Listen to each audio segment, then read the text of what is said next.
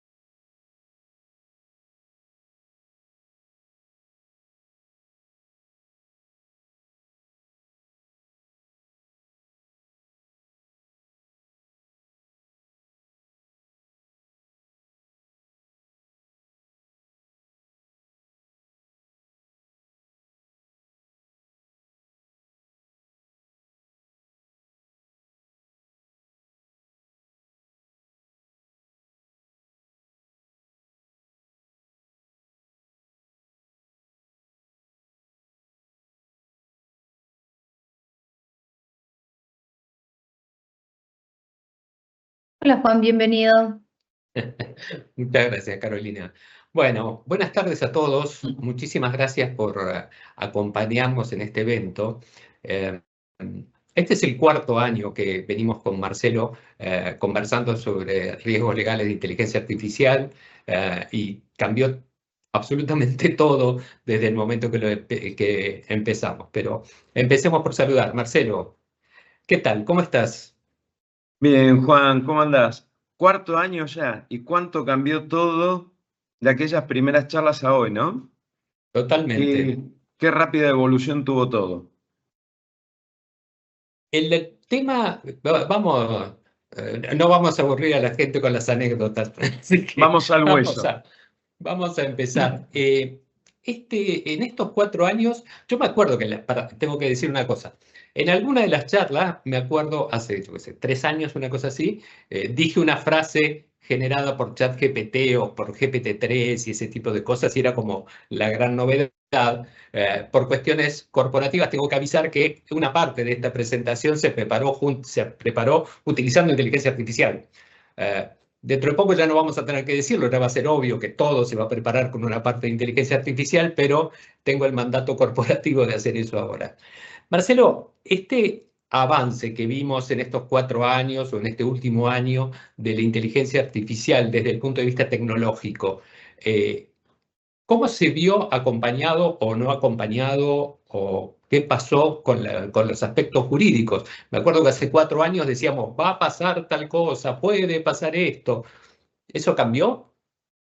Sí cambió, sí pasó, sí pasó. De hecho, bueno, si querés, el ejemplo más representativo es la normativa europea sobre inteligencia artificial, que está en pleno proceso de implementación.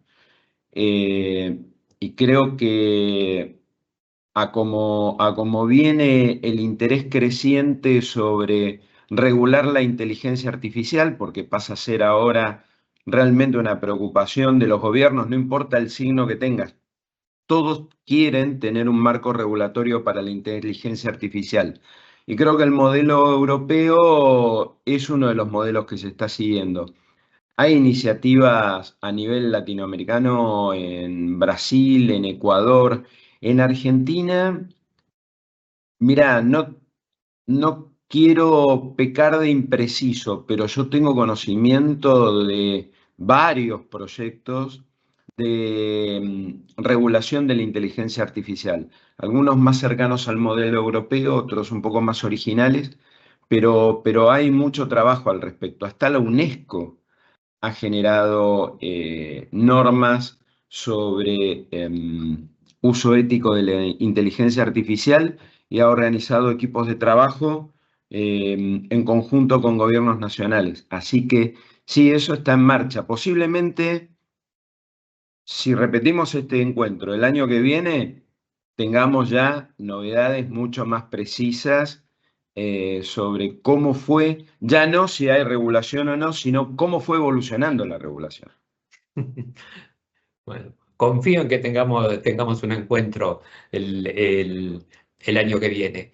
Ojalá. Pero vos decís que ha avanzado a la misma velocidad, o sea, está esos marcos jurídicos. Entiendo que el marco jurídico de la Unión Europea es de los más restrictivos, digamos, de los que se Sí. están conversando. ¿Esos marcos son future proof, digamos, o sea, están Uf, contemplando lo que puede pasar?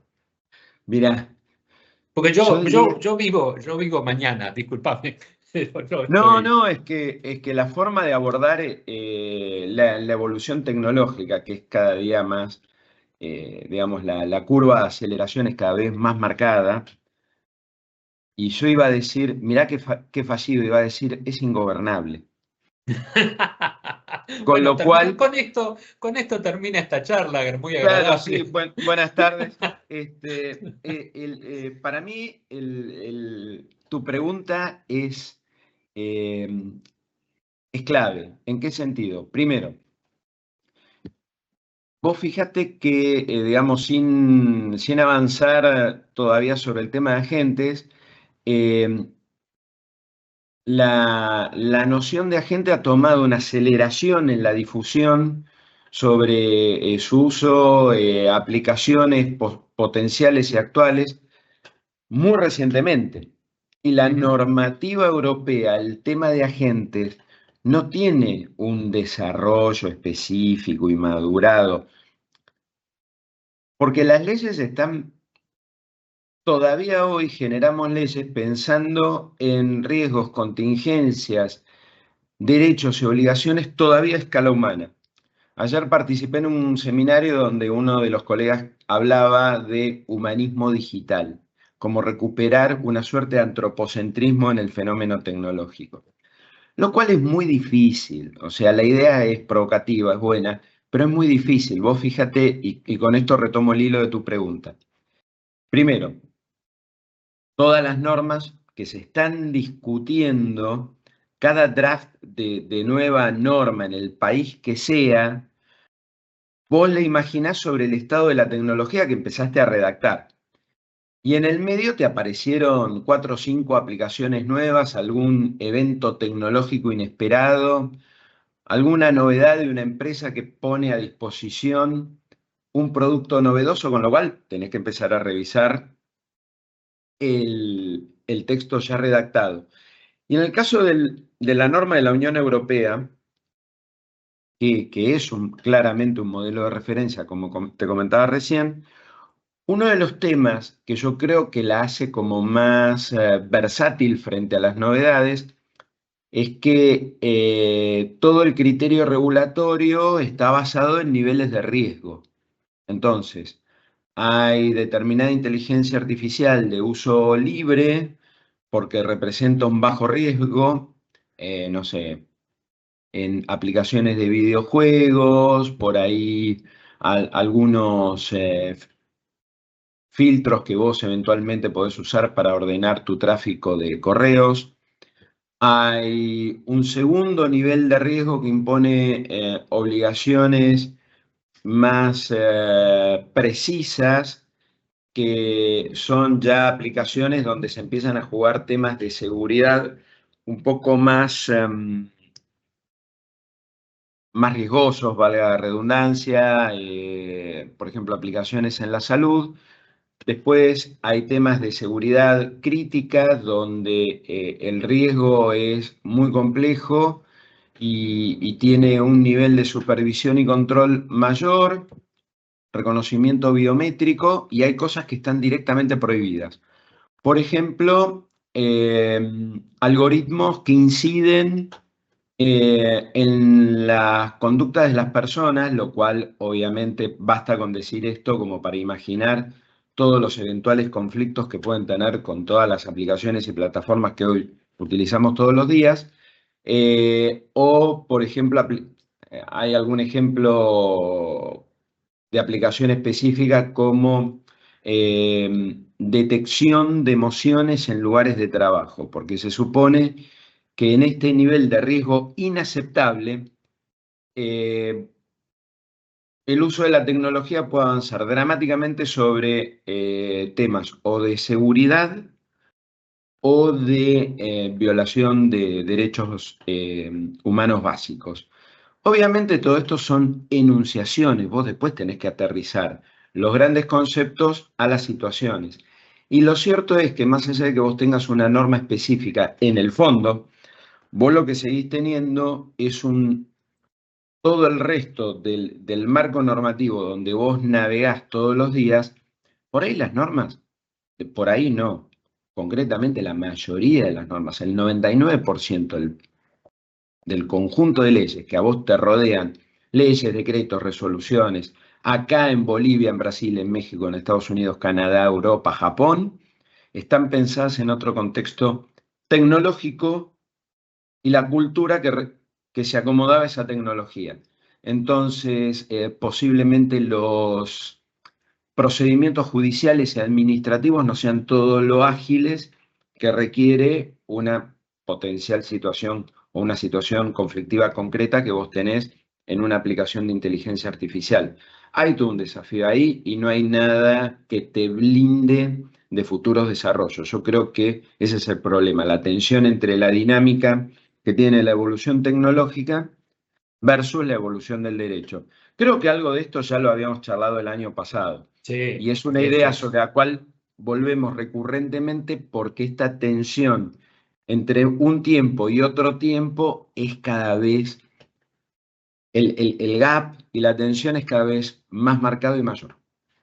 Sí, pero a ver, eso es cierto, pero además me parece que el desarrollo de las aplicaciones de inteligencia artificial han hecho que, bueno, que podamos hablar en concreto de, bueno, incidentes. No voy a citar ninguno específico, pero imaginemos un incidente donde hay un daño y eso fue, bueno, existe un daño y existe algún aparato, mecanismo de inteligencia artificial que ha estado involucrado, digamos, en medicina, aspectos legales, comerciales, no sé Total, cuánto. ¿Qué mira, cuernos hacen?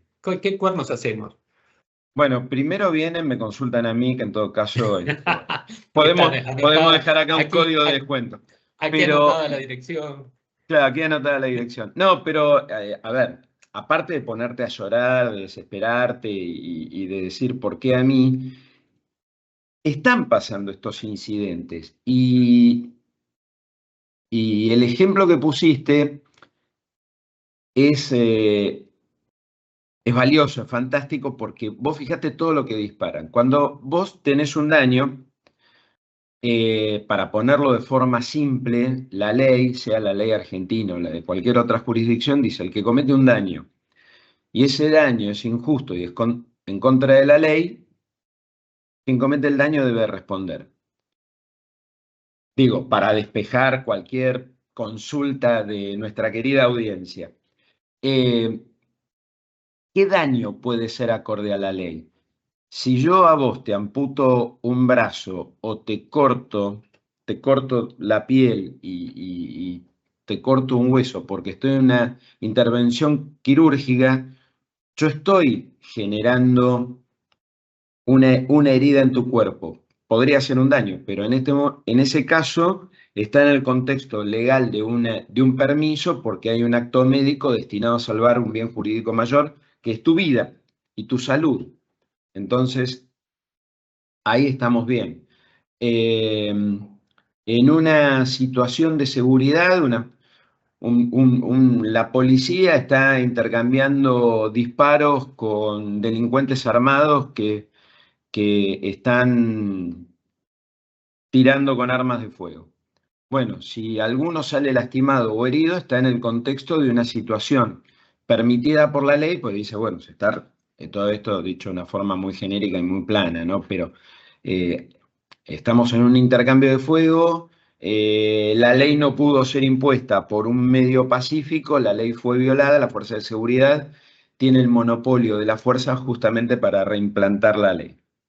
Entonces, hay situaciones donde el daño, hay una evaluación de daños, hay bienes jurídicos comprometidos y por un bien mayor identificado por la ley, se puede afectar otro bien jurídico. Pero después, en el resto de la diaria, vos te chocan un auto o tenés un fraude informático, ahí hay un daño y alguien debe, y alguien debe responder. Y hay dos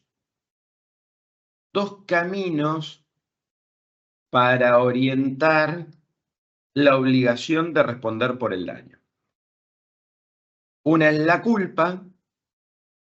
Vos actuaste con negligencia, con culpa o con intención de dañar. Eso es una responsabilidad subjetiva.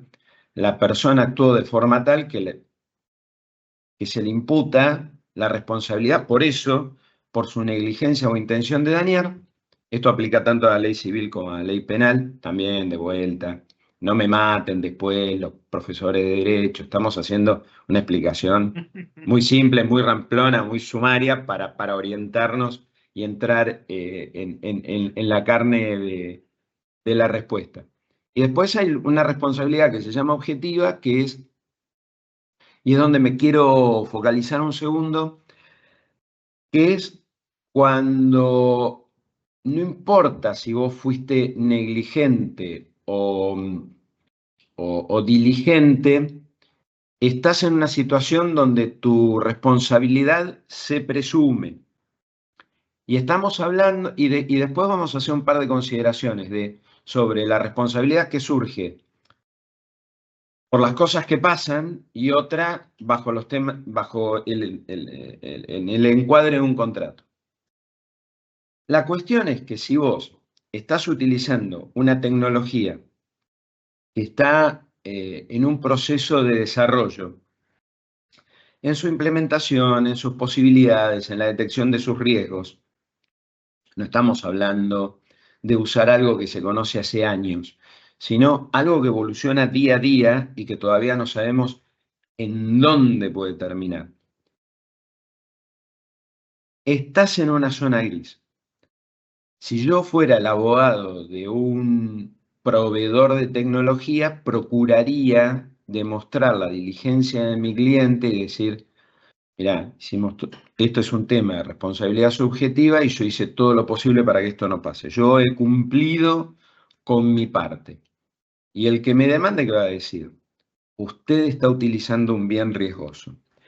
Y el problema es que las normas de responsabilidad civil, por ejemplo, en el caso argentino, el Código Civil y Comercial actual es de, si no me falla la memoria, del 2016.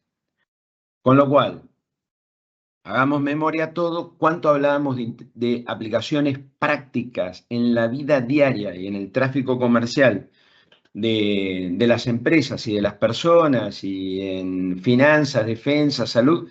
¿Cuánto se hablaba de la inteligencia artificial?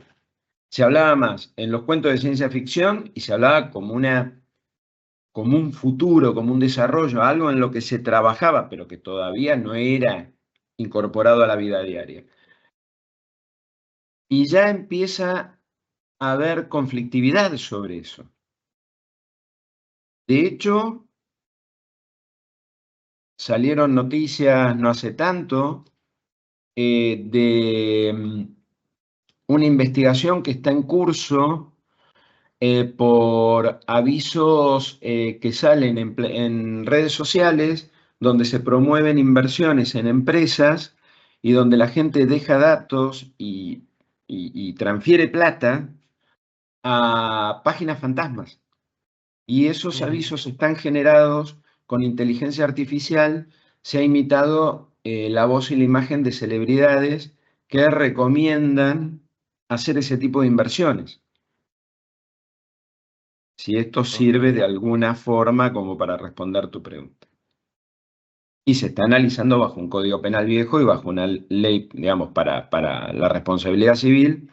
Todo cae bajo la ley vieja y ahí vendrá un debate y depende en qué lugar de la cadena estás, el análisis va a recaer en forma distinta. Claro, el tema entonces es, se revisa esa cadena, digamos, y se ve quién es a quién se puede asignar esa responsabilidad. Exactamente. Imagínate, a ver, de vuelta, va a ser un ejemplo muy simplón, pero vos estás en un choque en cadena en una autopista. Hay alguien que inicia el choque, pues maneja borracho, drogado, hizo una mala maniobra, se quedó dormido, se enfermó y se murió. te di 5 ejemplos por los cuales el accidente se puede iniciar. Y después algunos van interviniendo en la cadena de choques y algunos lo harán más por la inercia mecánica del que los golpeó y otros agravarán la situación o la reducirán de acuerdo a su pericia, atención en el momento, medio mecánico que estaban manejando. Por eso, el desafío acá, nosotros hablábamos recién de la ley europea como un modelo interesante que se desarrolló con criterios más o menos modernos cuando se redactó, de lo cual ya ha pasado bastante tiempo. Al día de hoy, pero vos después llevas esa conflictividad a un tribunal para que lo analice y tenés que tener peritos entrenados, tenés que tener jueces entendidos, fiscalías preparadas para atender esto. O sea, no es tan fácil. Y el tema de la diseminación del fenómeno hace de que vos tal vez resuelvas el tema, por ejemplo, a través de no bajo la luz de las normas de responsabilidad civil general, sino por ahí por un tema de defensa del consumidor o un organismo regulador, como podría ser el Banco Central, accione con su poder de policía por una situación que se da con una entidad financiera bajo su control. O sea, y en cada país irá funcionando de una manera distinta. Así que yo creo que todavía, creo que esta frase que voy a decir también la repetimos todos los años, de alguna forma todavía estamos en el medio del río. El problema es que el río cambia constantemente, la orilla se corre y el agua cada vez corre más rápido. Entonces, no sé si te vale tanto conocer de memoria la ley, sino tener la capacidad de entender principios generales del derecho para decir, yo hoy tengo que leer esta ley de esta forma. Hay un cuento de Borges que es el Quijote según Pierre Menard, creo que es el cuento, y es la reescritura del Quijote a la letra. Pero el cuento dice, bueno, pero no es lo mismo, porque el Quijote, cuando lo escribe Cervantes, lo hace en un contexto cultural. El personaje del cuento de Borges lo hace siglos después, y aunque lo haga a la letra, lo hace desde una óptica distinta. Esto no es un elogio del plagio. No hagan plagio. No. Eso no, aclaramos, no estamos elogiando el plagio, estamos usando una figura literaria para poner el foco de lo que es la relectura de la ley. De hecho, hay un caso de la Corte Suprema, creo que es de los años 40, caso Cot, donde la Corte postula esto, de que las leyes son escritas en un momento y en un contexto, pero después tienen que ser aplicadas en otro momento y en otro contexto, entonces tiene que haber una interpretación de acuerdo a los tiempos que corren. Y es un desafío grande, es un desafío grande. Muy bien. Para los que quieren ir haciendo preguntas, hay una parte de preguntas y respuestas, ya hay un par, las vamos a ver sobre el final, pero ahora quería hacerte una pregunta siguiendo la parte concreta. Vos decís, estamos en la mitad del río, de acuerdo, estoy completamente de acuerdo, pero estamos. Entonces, totalmente. Si alguien con el agua hasta acá. Si alguien responde a tu indicación de llámenme a mí, y viene una empresa y dice, mira, yo desarrollé esto con inteligencia artificial, no sé qué, no sé cuánto, y voy a hacer algo, lo voy a comercializar, lo voy a ofrecer, voy a dar servicio con eso. Quiero protegerme, quiero que me ayudes a protegerme. ¿Por dónde vas? ¿Qué es lo que le preguntás? ¿Qué buscás? ¿Qué es lo que es relevante ahí? Mira, yo y cualquier colega de los que tenemos la suerte de ver estos temas, porque es divertido, la verdad que es divertido, es un ejercicio profesional divertido. Yo creo que lo primero, por donde arranco siempre, la verdad que no sé si tengo un formulario que recorro como, viste, cuando te atienden en la mesa de entrada de un lugar que vas llenando un formulario en orden, pero tiendo a comenzar por una pregunta básica, que es, explícame tu negocio. Siempre, primero, explícame tu negocio para entender en qué contexto, en qué universo, mercados, actores, competidores, cómo es tu cadena de valor, cómo es tu clientela, cómo entras vos con tu producto o servicio, cómo lo ofreces. Contame todo eso para yo después entender tu conflicto o tu necesidad. O sea, pues no toda necesidad de asesoramiento corre por el lado de un conflicto, obviamente. Entonces, vos ahí me dirás, bueno, la verdad es que nosotros queremos proteger esto porque efectivamente queremos tener una herramienta para correr competidores. Hay quienes piensan y razonan los esquemas de protección bajo de las distintas figuras de la propiedad intelectual industrial aplicables, que acá básicamente hablamos de la ley de derecho de autor, porque bueno, eso es todo un capítulo aparte, pero digamos la tecnología y sobre todo lo que es desarrollo de software es un consenso internacional y así lo reflejan los tratados internacionales que quedó bajo el tema de la ley de derecho de autor porque el código es escrito y se asoció a una obra literaria. Permítanme explicarlo así también cortito. Otro día, si quieren, hablamos de historia del derecho y la tecnología. Es un capítulo más aburrido. Entonces, viene uno y dice, yo quiero proteger o quiero tener una herramienta para tener algo para decir en una carta de documento, eventualmente para ir a un litigio. Otro escenario posible puede ser, yo quiero asegurar quiero como titularizar la tecnología que utilizo a diario, quiero que en algún papel figure que yo soy el propietario porque estoy en un proceso de inversión, de fusión, estoy vendiendo esta unidad de negocios. Entonces quiero demostrar que los derechos sobre este activo son míos. Y esto es un concepto que va muy al core, muy al corazón del concepto de activo. Para hablar de un activo, aparte de que sea un recurso económico, porque porque tiene un valor transaccional o de uso, el concepto de activo, para incorporarlo al patrimonio de una empresa, después veremos eventualmente si eso termina en algún balance o no, pasa por un costo de desarrollo, pero para hablar frente a un due diligence que algo es mío, yo tengo que tener control y ese control tiene que ser mío en función de una cadena de eventos que me llevan a mí a ser titular de ese bien.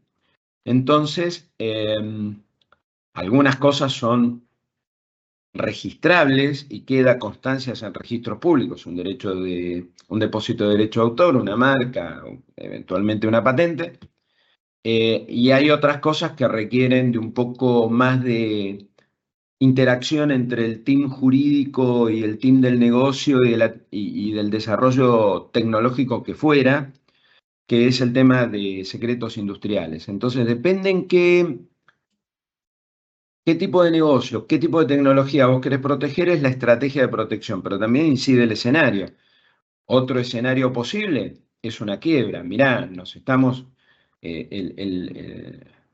a punto de chocar y necesitamos titularizar todos estos activos porque eventualmente algunos pueden ir a remate y con eso generar fondos para cubrir las deudas que tenemos en un acuerdo concursal o en la liquidación de la empresa en una quiebra.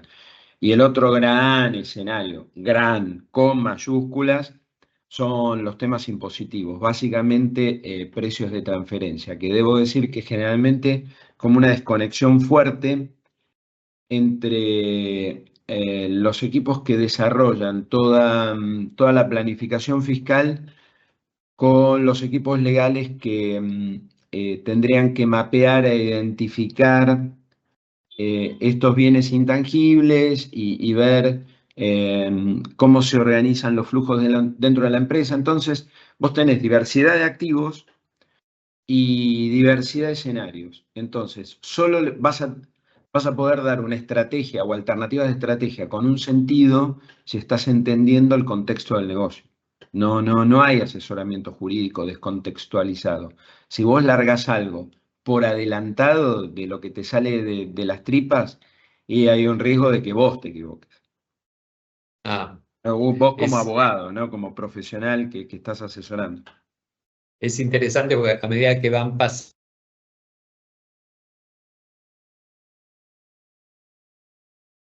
madurando las, todo el dispositivo que mencionás alrededor, todo el dispositivo legal está como mucho más maduro y mucho más revisado, me parece, a esta altura del partido.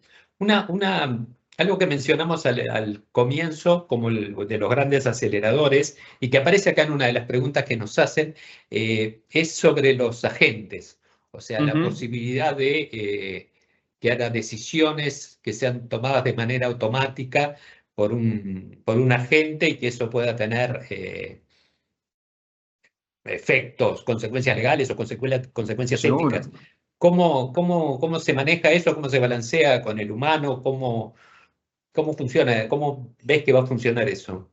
Mira, para mí, digamos, esto es opinión porque además también en esto hay que ser claros, digamos, que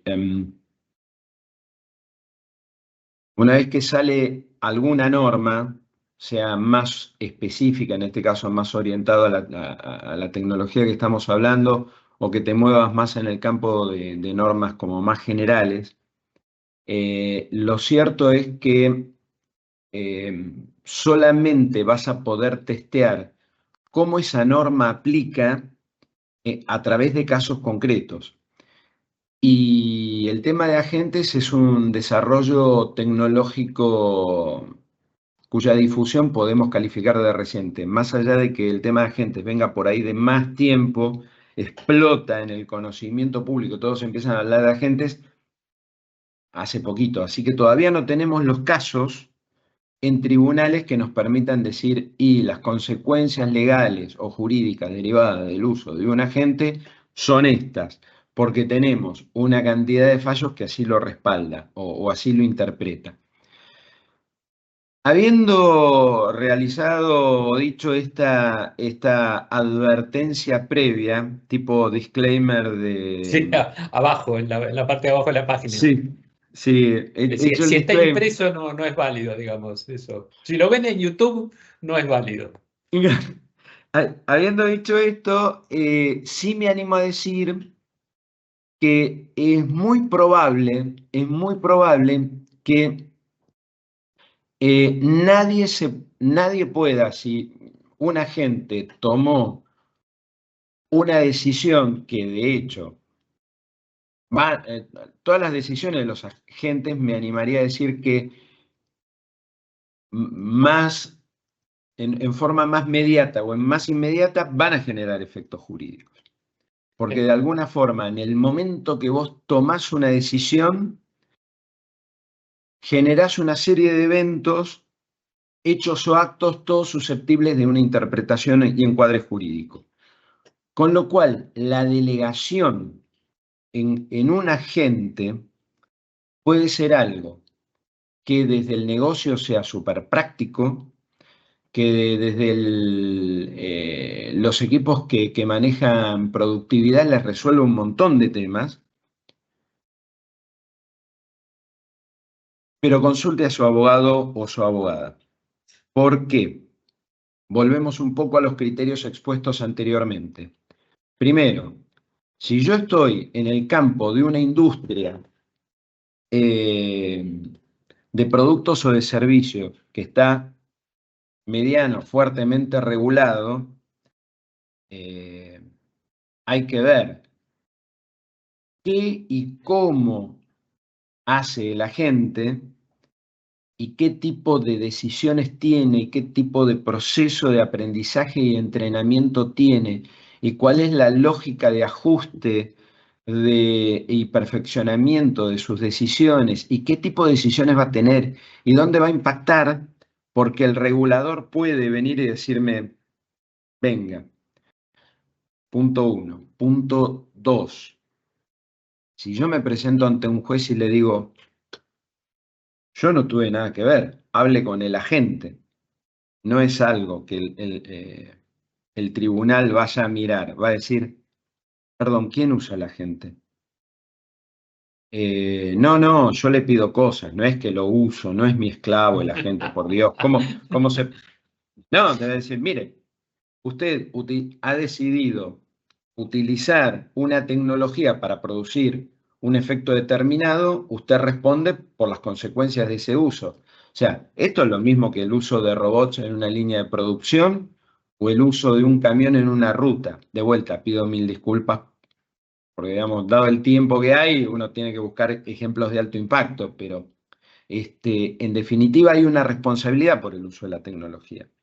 Si yo soy dueño de una aerolínea y utilizo, ahora todos los aviones tienen un piloto automático, yo no puedo decirle, mire, el piloto automático resulta que, no, después veremos con el fabricante de la aeronave y si yo cumplí con las obligaciones de mantenimiento, inclusive si la autoridad que me supervisa estuvo supervisando que yo mantenga el avión y haya sido aprobado, pero nadie va a decir la culpa fue del piloto automático y nosotros no tenemos nada que ver. En todo caso, se verá por qué la tecnología no respondió a las expectativas que tenía. Pero hay una línea inicial de responsabilidad con la que hay que lidiar. Entonces, me parece que es un buen ejercicio proactivo decir, digamos, que el área que va a utilizar el agente y la que la desarrolló se acerque a su team legal y le diga, nosotros vamos a implementar esto de esta forma, con este objetivo, y este es el ámbito de incumbencia o de aplicación de la gente. Para entender si hay una situación regulatoria o consecuencias legales que haya que atender. Seguramente la mayoría serán cosas de riesgo bajo, un riesgo aceptable, pero de vuelta, llevo de vuelta la atención a los mercados fuertemente regulados. Y en esto, una palabra especial para mis queridos y queridas amigas del mundo del marketing. El marketing no es un mundo no regulado, fuertemente regulado. Lo que pasa es que no tienen aprobación previa a las campañas, pero hay un montón de leyes que impactan sobre las formas y los contenidos de las campañas. Y una de las más estrictas es justamente sobre el contenido, que son todas las normas de defensa del consumidor. Entonces, sí, supongamos que, tomemos este ejemplo. Si yo programo a un agente para decir, mira, armame un set de X cantidad de publicaciones que incluyan 5 reels de videos y 5 fotos con un texto que diga que X, no sé, caracterizando algo como espectacular, un producto o servicio, o a su vez algo fake, denigrando o haciendo una publicidad comparativa, y después resulta que la comparación está mal hecha, que se detecta que el contenido es fake, que el producto o el servicio no cumple con lo que uno prometió que iba a hacer, y se usaron imagen o voz de celebridades porque el agente decidió que era atractivo hacerlo con mi imagen, pero yo cantando con la voz de Taylor Swift, y viene Taylor Swift a demandarme, y viene un consumidor a demandarme, una por el uso de la voz y el otro porque el producto no cumplió con lo que yo le anunciaba, yo no le puedo decir el agente se volvió loco. Yo respondo. Yo, el anunciante, primero. Después pueden subirse a ese bote de responsabilidad otros tantos actores, dependiendo del caso.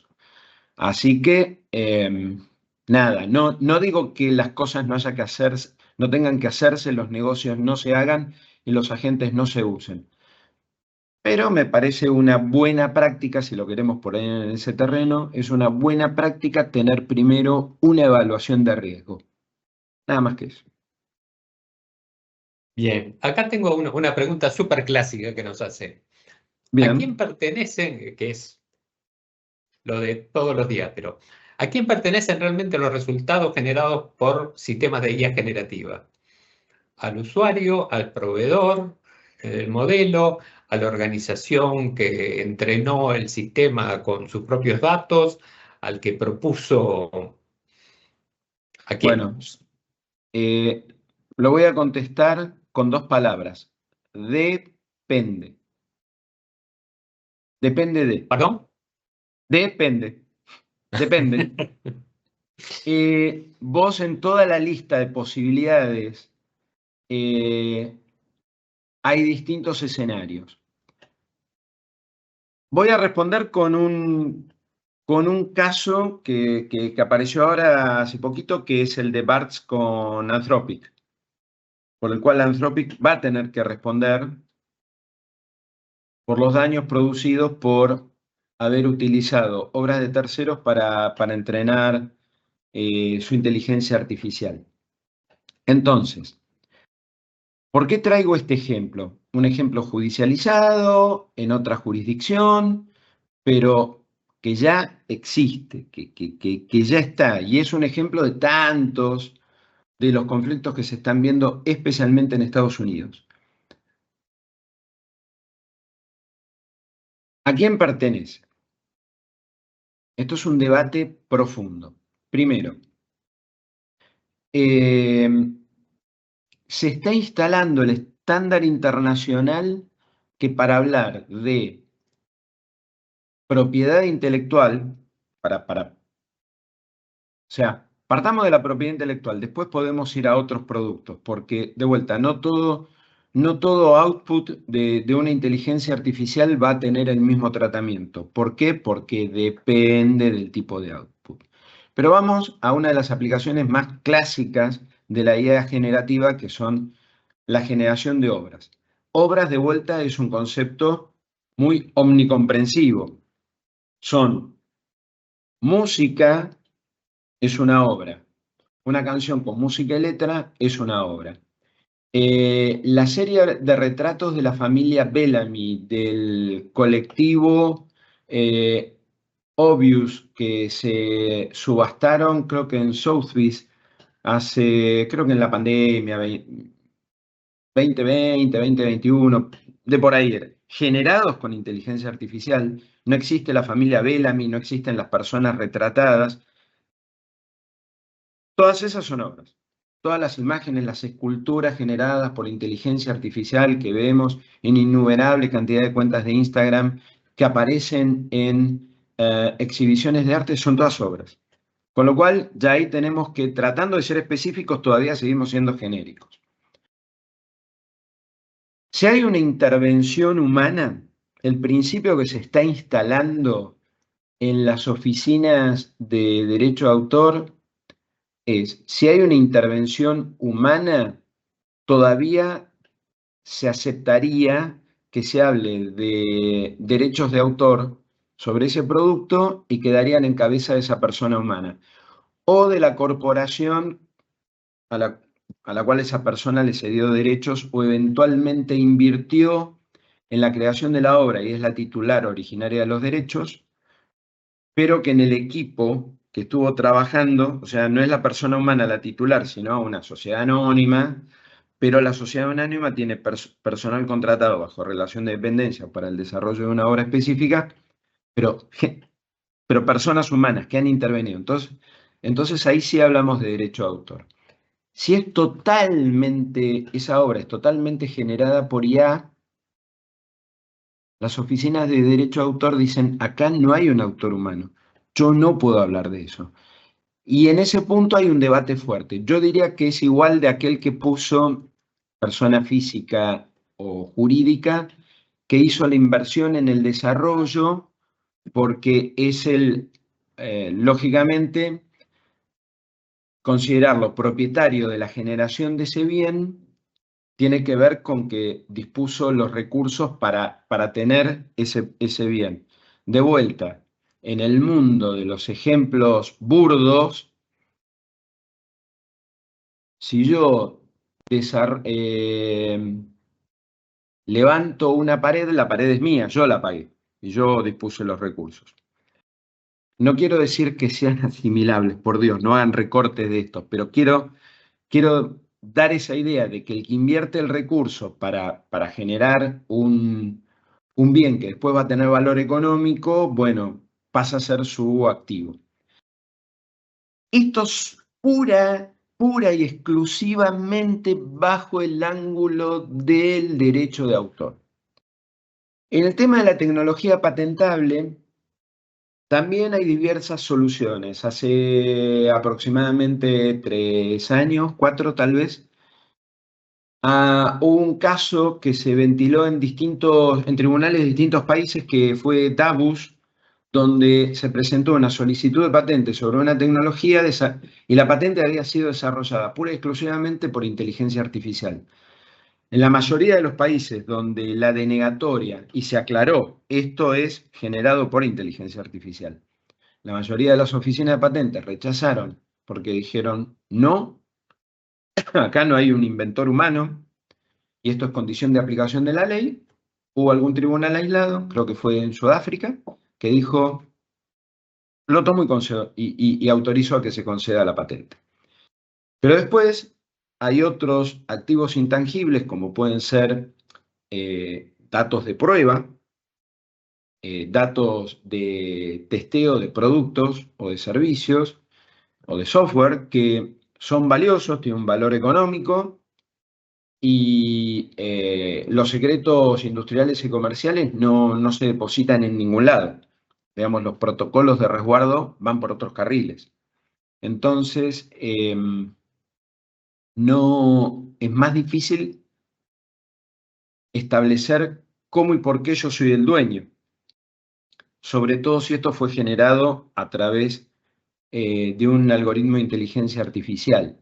Y en la otra punta, porque acá estuvimos hablando de los outputs, pero el tema de los inputs, para que una inteligencia artificial te dé algo, primero estuvo trabajando sobre una serie de insumos que sirvieron para educarla, entrenarla, y además lo que analizó tuvo en cuenta específicamente para responder a nuestro requerimiento. Y sobre eso también hay mucho conflicto. Si esa información es propietaria, no voy a tener conflicto. Si estoy utilizando información de fuentes abiertas y públicas, posiblemente no tenga conflictos. Y si estoy usando información de tercero, estamos en la hipótesis de BART con Anthropic. Vos estás usando propiedad mía para monetizar vos. Y acá también hay variantes, puede haber modificaciones de obras, ajustes.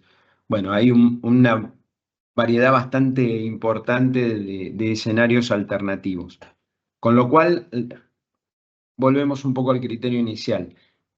Siempre va a haber un dueño, porque el output de una inteligencia artificial es casi seguro que va a terminar siendo activo en el sentido que decíamos, un bien valioso que va a tener un valor económico por su uso o por su capacidad transable en un mercado, sea a través de una venta o una licencia o lo que fuera, o acceso vía suscripción, el modelo que fuere.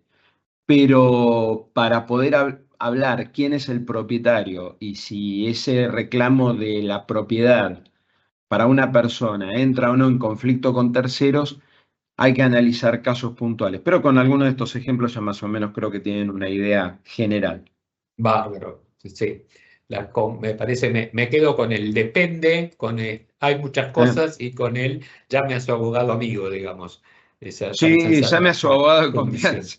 Llame a su abogado de confianza.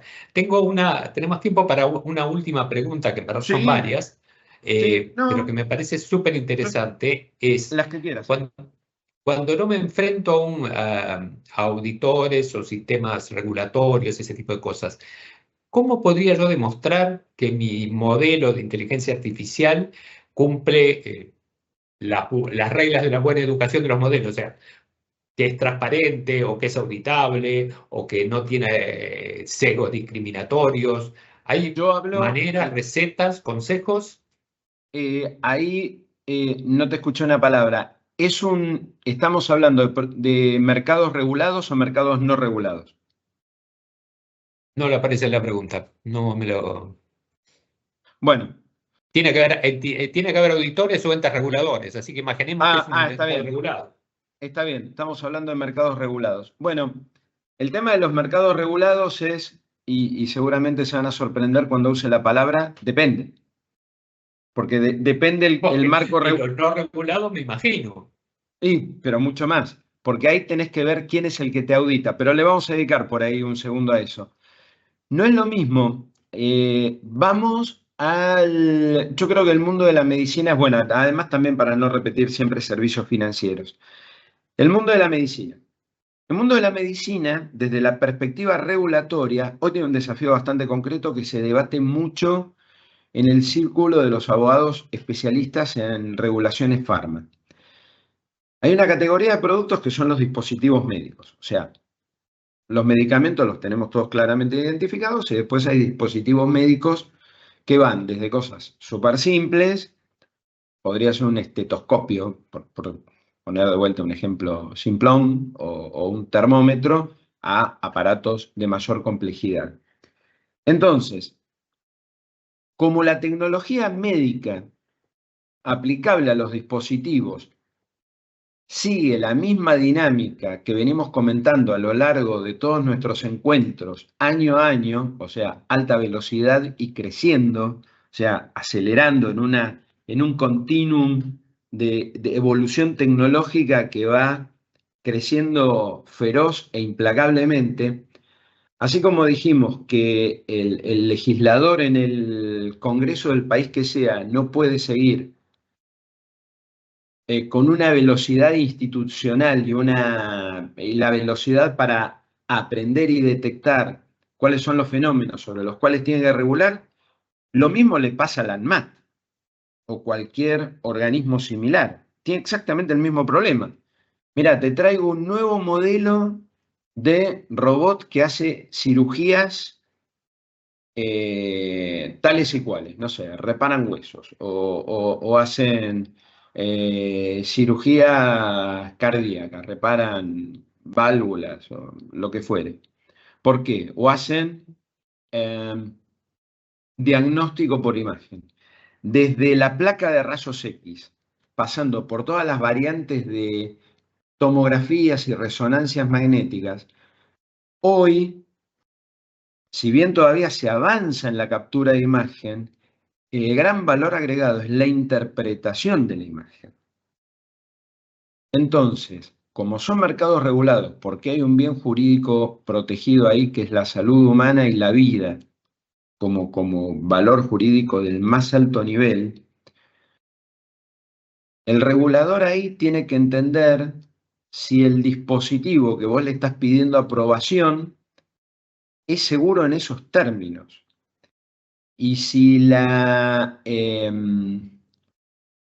todo el proceso que desarrolla en términos de captura, procesamiento y salida de una información, un diagnóstico, una sugerencia de un procedimiento o la ejecución de un procedimiento, es muy difícil de que saque una resolución todos los días, porque todos los días hay un producto nuevo. Entonces, ahí hay que ver de qué tipo de producto se está hablando, qué tipo de mercado y regulación tiene, en qué país estamos analizando esto, porque además nosotros antes pensábamos una multinacional como una cosa corporativamente grande, por algo llegaba a varios países. Hoy cualquier emprendimiento tecnológico puede ser mucho más chico en estructura, más versátil, más cerca de una pyme o una micropyme, y así todo son una multinacional, porque con mucha facilidad abre una sociedad en Zona Franca, Uruguay, una LLC en Delaware, tiene por ahí una pequeña oficina, no sé, en Colombia, o toca base en México o en Brasil, de alguna u otra forma, y ya está. Si ya tenés una oficina en Zona Franca, ya tenés un vehículo societario en otro país, bajo un control societario común o un tipo de articulación societaria, y estás a 5 segundos de ser una multinacional. Con lo cual Otro escenario, igualmente a los efectos de lo que estamos hablando, es si tenés distribuidores o tenés importadores autorizados. En cualquiera de estos escenarios vos te tenés que dar vuelta y decir, pero yo a este mercado no entro de cualquier manera. Yo no estoy vendiendo alpargatas o bombilla de mate. Yo estoy vendiendo un dispositivo médico. Y un dispositivo médico que hay que ver en qué categoría entra para ver las formalidades y los deberes de información sustancial sobre el funcionamiento de aplicación que la autoridad regulatoria local me va a pedir para autorizar la información o la producción local a través de un licenciatario. Entonces,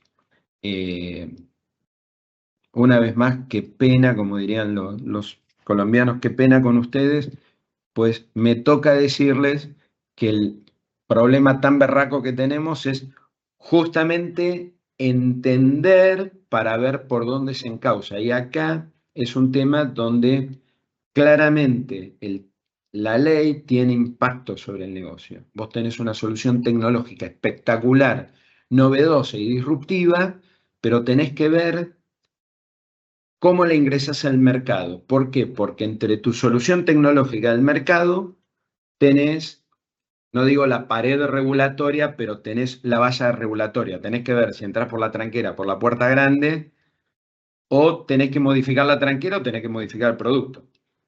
Y hay muchas veces que son temas interpretativos. Bueno, se nos está terminando el tiempo. Así que va mi parte, que es agradecerte mucho, Marcelo. Siempre es un gusto y es iluminador conversar contigo. Para los que están aquí, invitarlos. El mes que viene vamos a estar hablando sobre el futuro de la inteligencia artificial, tanto como se puede hacer, o sea, dentro de 3 meses, o sea, como es que vemos para el 2026 de inteligencia artificial. Va a estar con nosotros Daniel Yankelevich. Así que de mi parte agradecerles y te dejo, Marcelo, las últimas palabras. Bueno, gracias, Juan. Para mí también siempre es una alegría tener estos espacios de conversación con vos. Yo creo que lo que propone Práctica es siempre muy interesante, porque la verdad es que como no tenemos todas las respuestas, no tenemos todas las soluciones, ni siquiera tenemos todas las hipótesis. Cuando vos tenés un espacio para conversar, yo más allá de que me voy imaginando por dónde vamos a ir articulando la charla, muchas de las cosas que vos me planteás o que la gente pregunta también obliga a razonar, porque cuando saltamos del carro al auto, las hipótesis de riesgo eran más acotadas. Hoy es todo tan infinito como son infinitas las posibilidades de aplicación de toda esta tecnología.